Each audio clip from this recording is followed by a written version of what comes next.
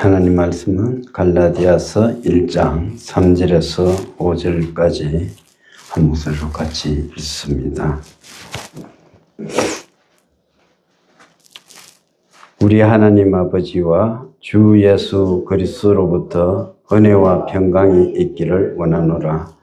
그리스도께서 하나님 곧 우리 아버지의 뜻을 따라 이 악한 세대에서 우리를 건지시렸고 우리 죄를 대속하기 위하여 자기 몸을 주셨으니 영광이 그에게 세세토록 있을지어다. 아멘.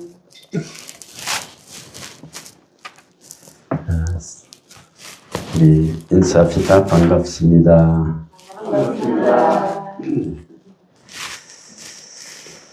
지난 시간에 여러분 놀라게 해서 죄송합니다. 너무 무리를 좀 했던 것 같습니다. 갈라디아서 1장 1절에서 5절까지는 인사문입니다. 인사인데 제가 두 번에 나눠서 여러분에게 이 말씀을 전하게 된 것은 내용이 너무나 이게 다르기 때문에 그렇습니다. 여기 바울이 갈라디아 교회 성도들에게 지금 하나님 아버지와 주 예수 그리스도로부터 은혜와 평강이 있기를 원하노라 이렇게 은혜와 평강을 구하고 있는 것을 우리가 볼 수가 있습니다. 지난번에 말씀을 드렸습니다만 갈라디아 교회는 바울에 대해서 복음을 받았으나 사실은 이 복음을 배척하는, 즉 바울에 대해서 사도성을 의심하는 그러한 지경에 이르렀습니다. 그럼에도 불구하고 이 바울은 은혜와 평강을 빌어주고 있는 것을 우리가 볼 수가 있습니다. 이것은 성도가 그리스도 안에서 얼마나 뜨겁게 서로가 서로를 사랑해야 되는지를 우리에게 보여주는 모습이다 이렇게 볼 수가 있습니다. 여러분, 그래서 우리 성도라는 관계는 세상에 우리의 어떤 관계보다도 참으로 친밀하게 맺어진 관계다. 우리가 그래서 우리에게 붙여진 이 내 주변에 있는 나와 같이 신앙생활을 하는 이 영혼들이야말로 얼마나 존귀한 영혼들인지 우리가 생각하며 감사하며 그 영혼을 위해서 기도할 수 있는 그러한 삶을 살아야 될 줄 믿습니다.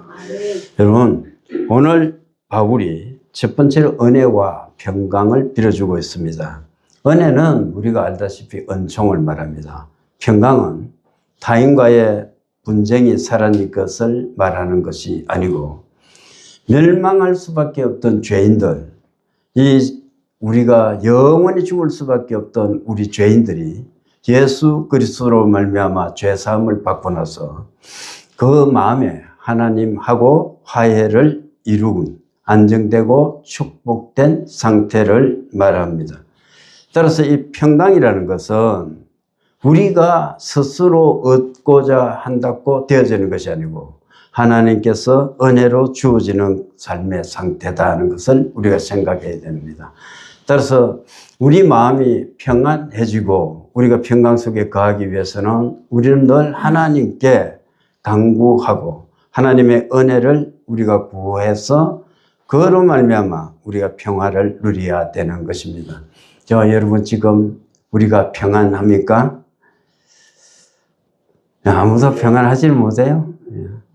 여러분, 우리는 평안한 상태의 사람이 살아야 되는 거예요. 많은 사람들은 세상 것으로 평강을 누리고자 합니다. 어떤 사람은 돈을 벌고자 해요. 어떤 사람은 돈만 있으면 행복해질 것 같다 이렇게 생각하는 겁니다. 그런데 목적이 돈으로 끌려가서 있는 사람들, 그런 사람들 결단코 행복해지지 않습니다. 여러분, 재벌들이 그중에 다 그렇지는 않지만 어떻게 자살을 할 수가 있습니까? 인기 연예인들이 어떻게 자살을 합니까? 우리가 생각할 때 그들은 부를 가졌고 명예를 가졌고 이 세상의 조건들, 우리가 가지지 못한 수많은 것들을 가졌습니다. 그럼에도 불구하고 그들은 그들의 삶에 만족을 누리지 못하는 것을 우리는 너무나 잘 볼 수가 있는 것입니다. 이 은혜와 평강은 돈이나 명예나 권력이나 이 세상 것으로 우리에게 주어지지 않아요. 여러분, 우리가 만나는 많은 사람들이 불면의 밤을 지내다가 저에게 찾아오는 경우를 저는 자주 봅니다.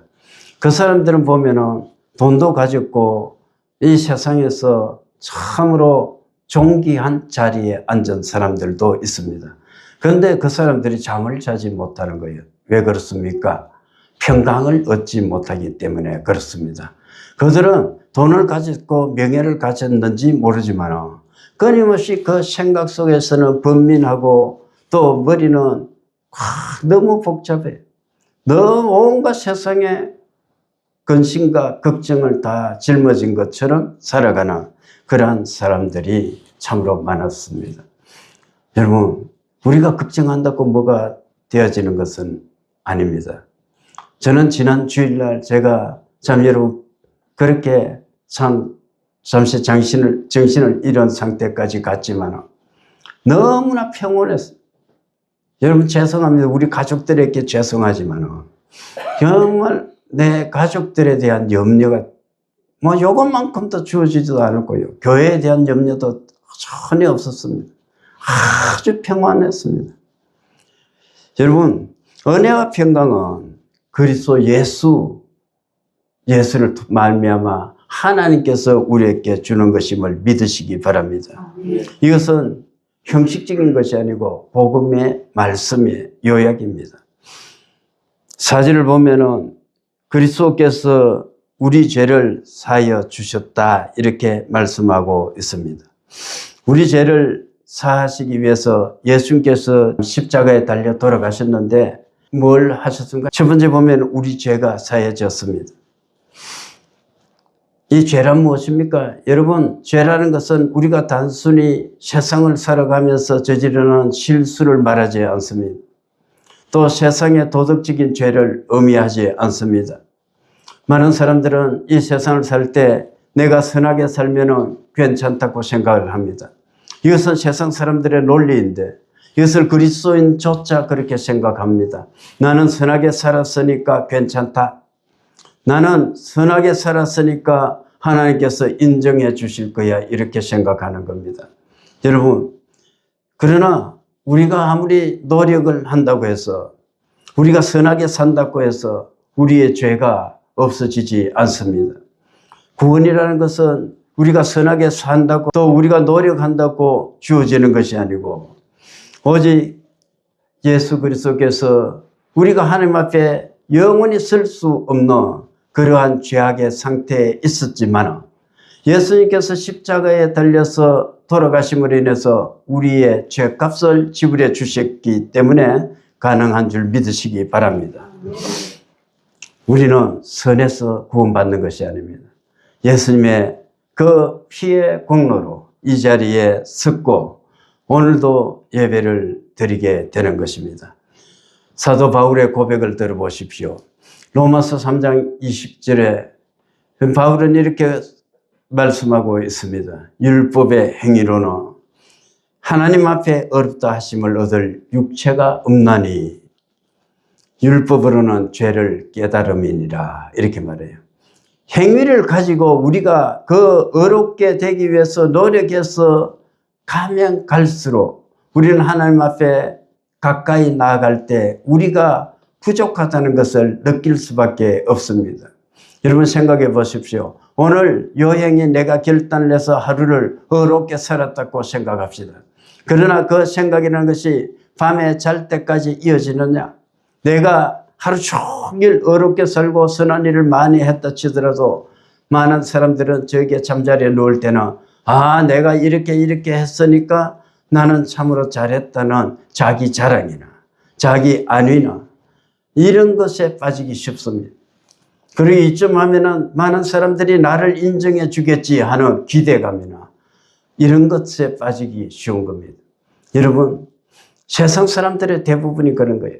남으로부터 인정받기를 위해서 노력하는 겁니다. 그러나 그리스도인은 그렇지 않다는 겁니다. 율법을 행함으로 우리가 어렵게 될 수 없다는 것을 깨닫게 되는 겁니다.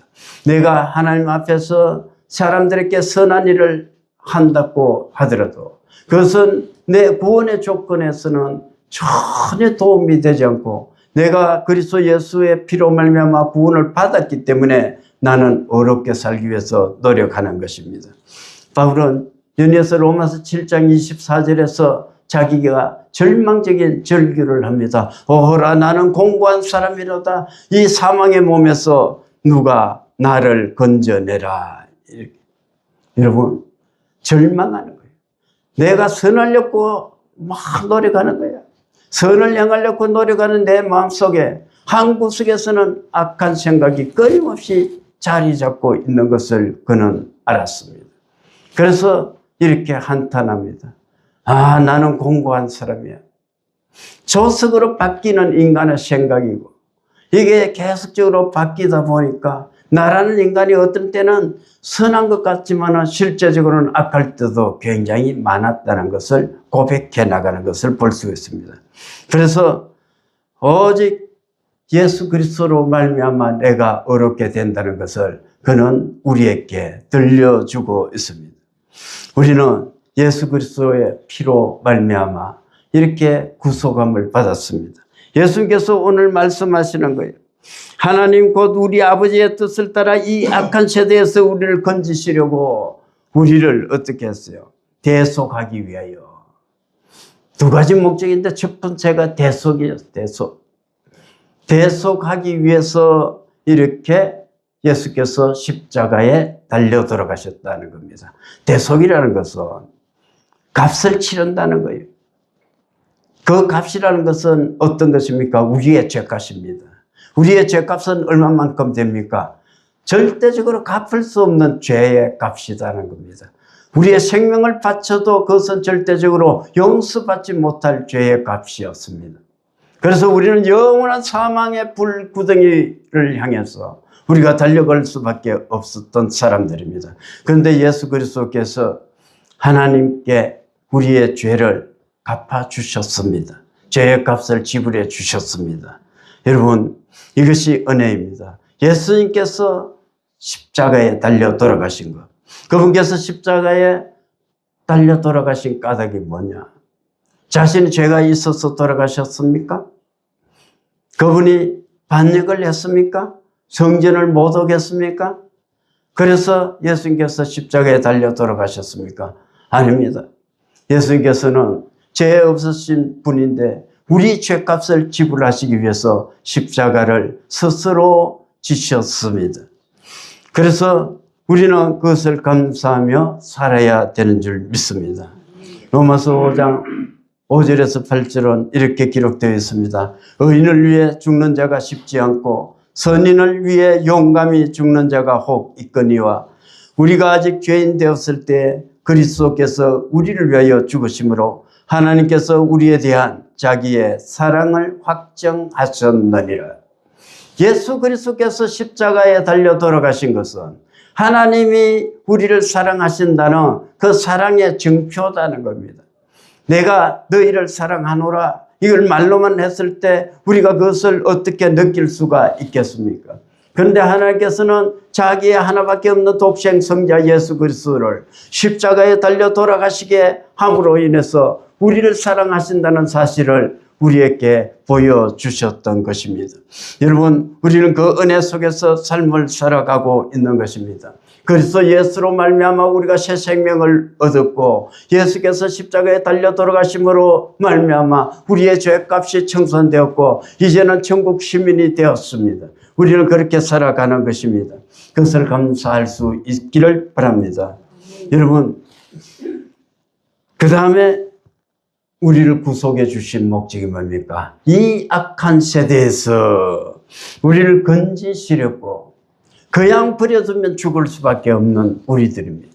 우리는 예수 그리스도를 모르고 삶을 살아갈 때 우리는 이 악한 세대에 물들어가는 겁니다. 이 악한 세대에 물든 사람들은 내가 죄를 저지르면서도 죄인 줄을 깨달지를 못하는 겁니다. 못하는 겁니다. 여러분 그렇지 않습니까? 처음에 사람이 조그마한 죄를 저지를 때는 그 양심의 가책을 굉장히 느끼는 겁니다. 그리고 괴로워하는 겁니다. 내가 지금까지 양심을 지키며 깨끗하게 삶을 살았는데 어쩌다가 내가 이렇게 잘못을 했단 말인가 하고 통탄을 하는 겁니다. 그런데 그것이 조금씩 쌓여가는 거예요.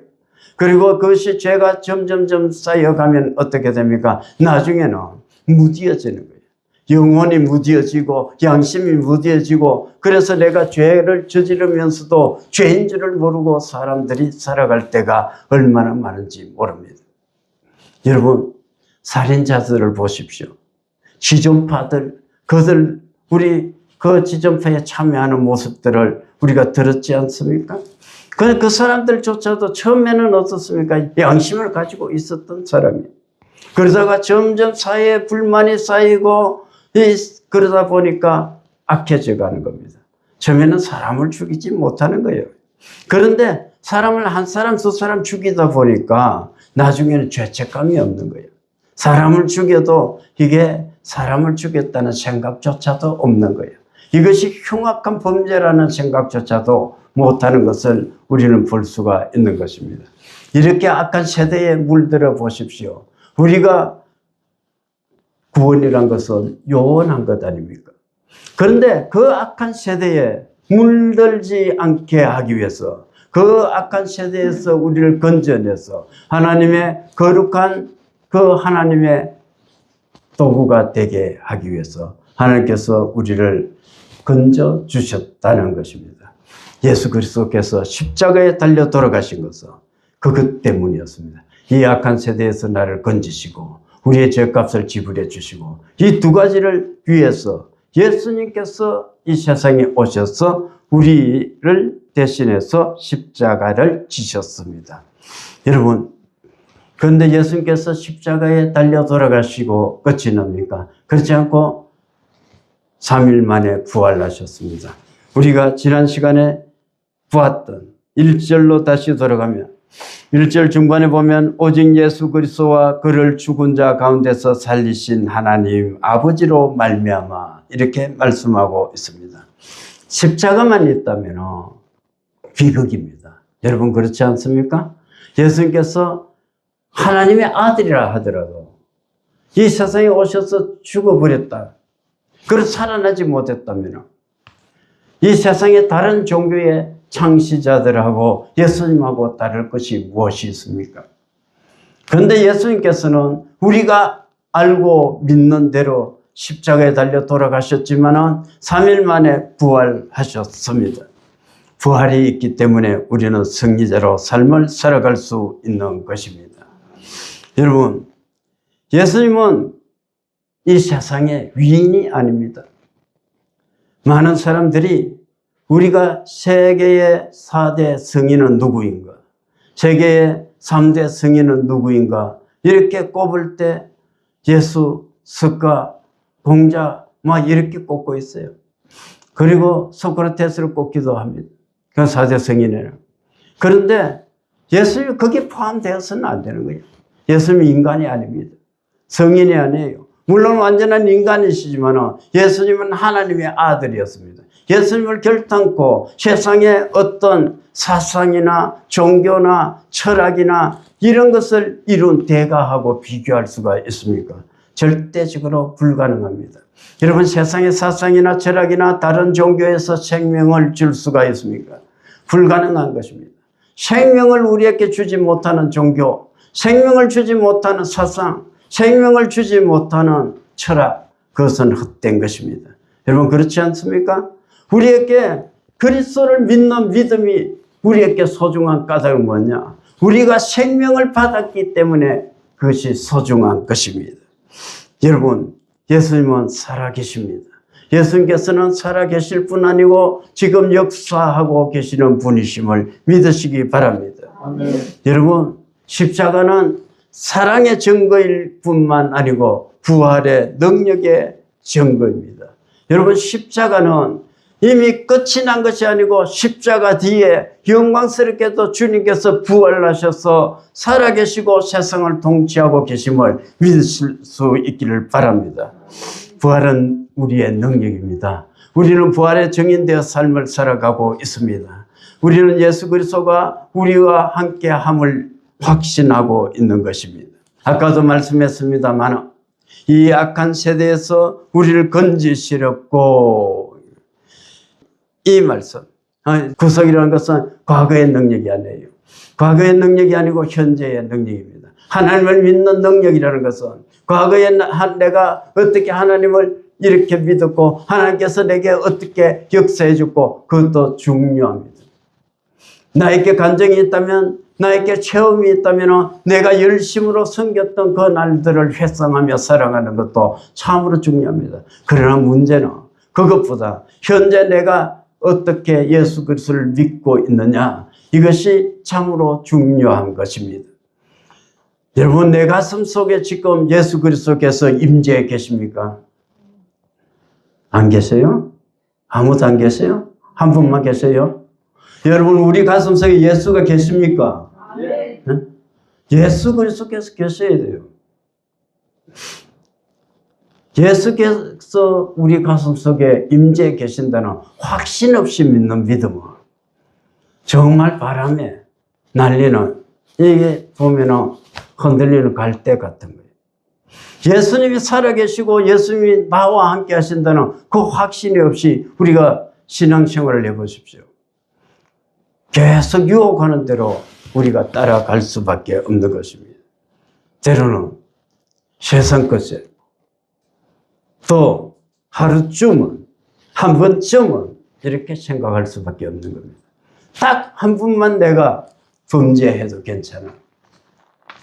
오늘 하루만 눈 감으면 어떨까, 이렇게 생각하는 거예요. 그런 유혹이 올 때 우리가 어떻게 됩니까? 무너지게 되는 겁니다. 예수께서 나와 함께 계시고 내 안에 계시고 나를 감찰하시고 하나님은 살아계시고 그 눈으로 나의 일거수일투족을 살피시고 계신다 생각하면 우리는 결단코 범죄의 현장에 나갈 수가 없는 것 아닙니까? 여러분, 예수님께서는 우리를 죄책감에서 이렇게 구속해 주셨습니다. 우리 죄를 사해 주셨다는 것은 우리가 다시는 이 죄 문제 때문에 우리가 고민할 필요가 없습니다. 우리는 하나님 앞에 나가기 전에 늘 두려움을 느꼈습니다. 왜 그렇습니까? 우리가 하나님을 찾으려고 하면 나 같은 사람이 내가 어떻게 살았는데 이렇게 죄 많은 인생이, 또는 내가 이렇게 부족한데, 연약한데, 가난한데, 병들었는데, 이런 여러 가지 형편을 가지고 나는 예수께 가까이 나갈 수 없다 생각할 때가 있는 것입니다. 그런데 예수 그리스도께서 우리를 대신해서 십자가에 달려서 우리의 모든 문제를 해결하시고 죄의 문제를 해결하셨기 때문에 우리는 담대히 하나님 앞에 나갈 수가 있는 것입니다. 그리스도를 통해서 나가서 우리는 죄책하면서 해방될 뿐 아니고 이 세상을 살아가는 모든 두려움에서 또한 해방되어서 우리가 삶을 살아갈 수가 있는 것입니다.